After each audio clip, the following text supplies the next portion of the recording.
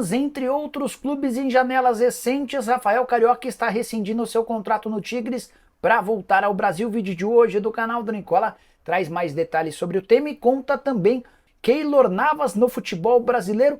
Essa possibilidade é real e as tratativas existem, as últimas no mercado, bastidores, finanças e muito mais.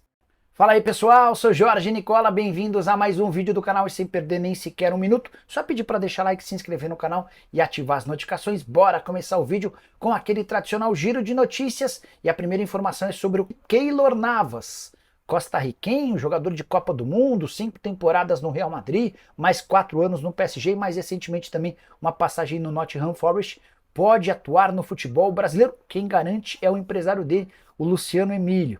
Em uma entrevista nas últimas horas, o representante do Navas afirmou que ele recusou ofertas da Arábia Saudita e do Cerro Porteño, tudo porque busca ligas mais competitivas, citando o Brasil como uma das alternativas. Nessa mesma entrevista, o Luciano Emílio admite que existem tratativas com o Grêmio e apenas com o Grêmio no momento. O Grêmio está muito preocupado com a possibilidade de perder o Marquezinho e já monitorou e mapeou no mercado duas ótimas substituições. O Keylor Navas seria uma delas, a outra de Matheus Magalhães, goleiro brasileiro que atua no Braga há 11 temporadas. Keylor Navas, já em fase final de carreira, muito menos interessante do que em outros tempos, mas sempre teve bom nível. Ou você pensa diferente? Gostaria do Keylor Navas no seu time do coração? Registra nos comentários.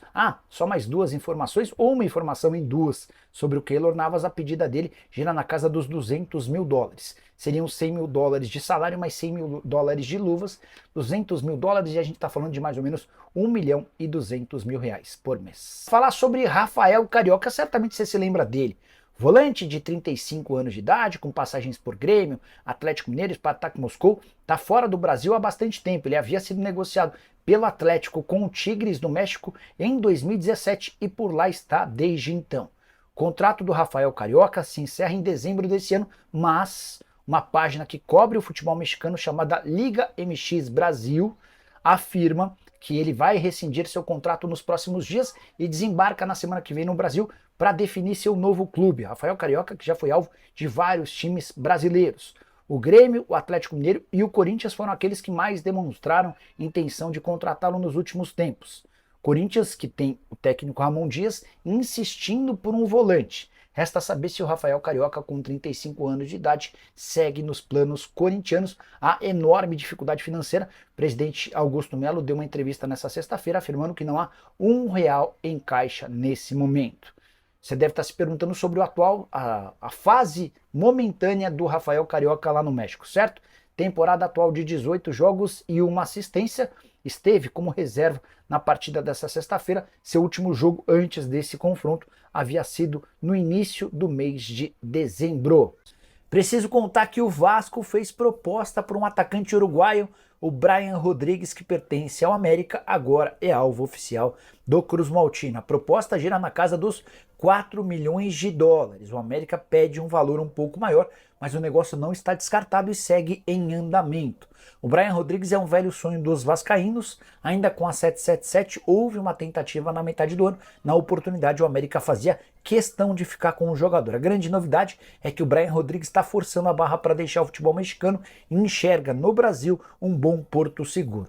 O Corinthians também havia tentado na metade do ano, mas nesse momento, diante da escassez de dinheiro, dá para dizer que o Vasco não tem a concorrência do time paulista. Só para você que não conhece o Brian Rodrigues, ele não era titular absoluto no América, era uma espécie de 12º jogador, a primeira opção no banco de reservas, bons números, jogador convocado com frequência pela seleção uruguaia e, se contratado, chega para ser titular absoluto. Sobre Matheus Cocão, o volante terá direito a um reajuste salarial, até porque seu vencimento está entre os menores do elenco do Vasco, e olha que ele tem sido muito mais titular do que reserva, só R$50 mil por mês. Em outros tempos, Matheus Cocão era olhado com desconfiança pelo torcedor cruzmaltino. Tenho sentido nas redes sociais e também no programa do Nicola que a situação mudou radicalmente e o jogador passou a ser olhado como um protagonista, como alguém importante, como um carregador de piano no meio-campo do Vasco. Só para completar, atleta que recebeu algumas sondagens nos últimos dias, Vasco afirma que só o negociará a partir de 26 milhões de reais. A ideia antes é renovar o contrato para ter direito a cifras melhores. Só para completar o noticiário do Vasco, Zé Gabriel e De Luca seguem à disposição do mercado, não fazem parte dos planos da diretoria nem da comissão técnica. O Jaedson Costa e o Angolano vêm para o Vasco. Será que o Rony tem chance de vir ou seria sacanagem com o player? Jaedson, eu não boto fé na história de Rony no Vasco. O cara tá pedindo 1.300.000 reais por mês de salário. Não me parece ser esse o perfil que o Vasco hoje pode trazer, tá? Então, sendo bem sincero com você, não vejo muita possibilidade de o Rony no Vasco. Wagner, eu não acredito. Primeiro que para comprá-lo do Palmeiras, o Vasco vai precisar desembolsar 8 milhões de dólares e não há essa grana no Vasco. Depois, para piorar, o Rony está pedindo 1.300.000 reais, ainda que ele abaixe um pouquinho e tope sair do Palmeiras para continuar ganhando 1.050.000 reais por mês. É o tipo do salário que o Vasco tem tido enorme dificuldade em pagar. A gente tá falando de um jogador que tem vencimentos muito altos, né? E ainda está falando de Vasco, Fluminense, Atlético Mineiro. Eu não sei se ele vai acabar ficando no futebol brasileiro por conta disso. Até como o André falou, eu acho que a tendência é que ele siga para o mundo árabe, porque se ele está com o planejamento de ganhar o que ele ganha no Palmeiras, é muito difícil que o Vasco, que o Fluminense e principalmente o Santos, tá numa crise financeira, paguem. Eu vi uma notícia ontem de um jornalista, Vitor Lessa, que cobre o Fluminense no Rio, falando que o Flu tá topando pagar acho que 40 e poucos milhões no Rony, por uma transação financeira. Cara, é um valor muito alto para se pagar no Rony, entendeu? Na sua atual condição. Mas o mercado está inflacionado. Tivemos 2 jogos neste sábado que são importantes para que o Vasco possa, então, fazer aí o seu jogo de amanhã contra o Boa Vista, 7 da noite, lá em Bacaxá. Tivemos à tarde a equipe do Sampaio Corrêa ganhando do Botafogo, lá em Saquarema, por 2-1. O Botafogo conseguiu um gol no finalzinho, o Saquarema, o Sampaio, né, lá do distrito de Saquarema, ele teve 2 jogadores expulsos, inclusive o goleiro Zé Carlos, que era o destaque da partida, e perde mais uma no campeonato. O Fluminense aqui em Moça Bonita tomou um gol com quantos minutos?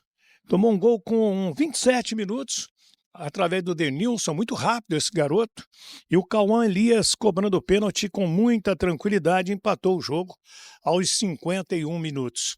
Isso significa dizer que, se fica a vitória do Maricá, o Maricá iria a 9 pontos, líder absoluto, segue líder com 7 pontos, e o Fluminense seria o último colocado com apenas 1 ponto. Com o empate, o Fluminense foi a 2 pontos, né? E agora os 2 últimos colocados são Flamengo e Bangu. Bangu vai jogar ainda, Flamengo também vai jogar. Então vamos acompanhar os jogos deste domingo.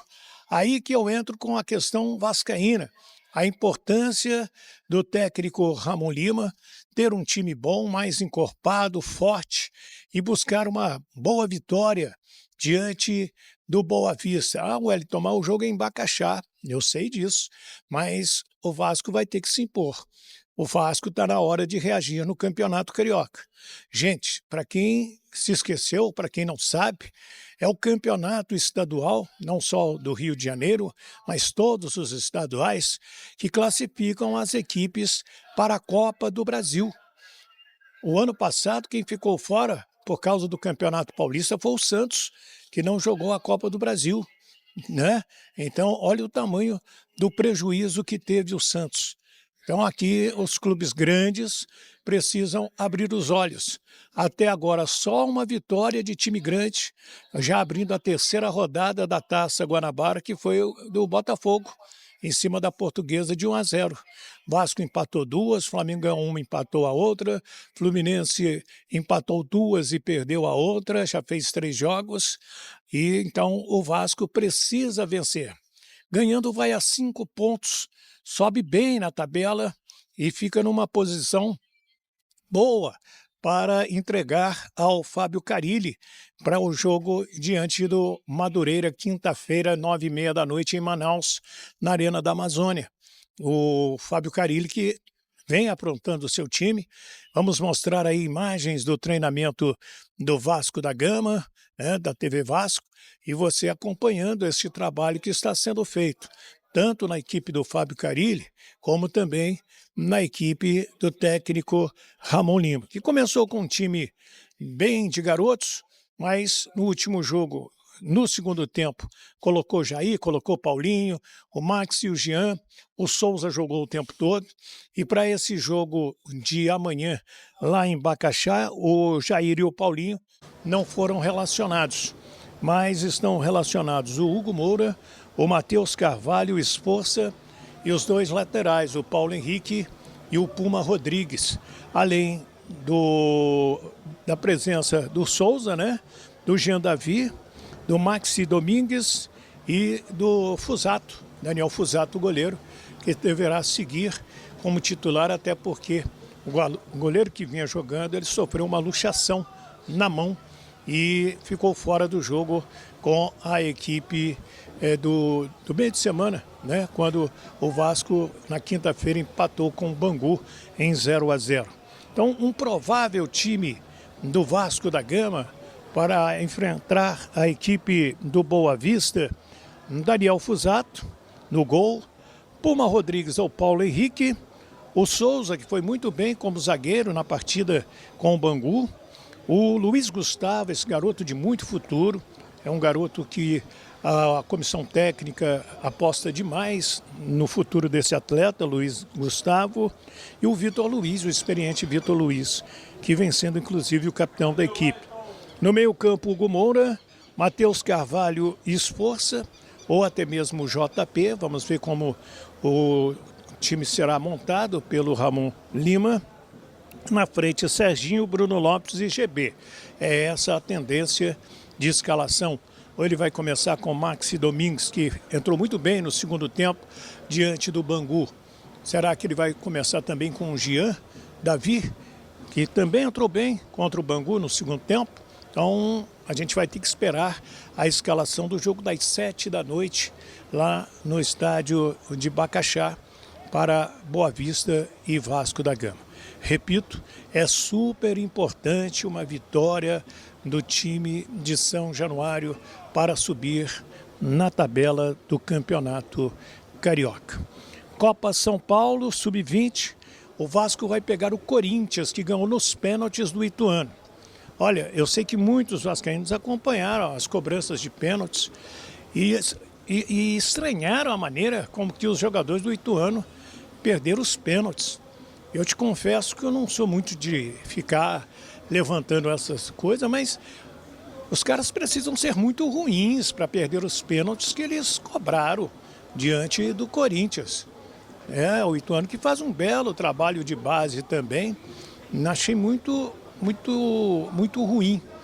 E o Vasco chegou a fazer um belo jogo, ganhou de 5-3 do Flamengo de Guarulhos, e o garoto Lucas Zaccarelli foi o grande nome. Esse moleque é um número 10, perninha direita, muito bom de bola, e tomara que o Vasco consiga passar pelo Corinthians. Não vai ser fácil. Corinthians já ganhou 11 vezes a Copa São Paulo. É isso aí, torcedor vascaíno, ficamos por aqui com mais um vídeo aí, trazendo as últimas informações do Vasco para você. Peço sua opinião nos comentários.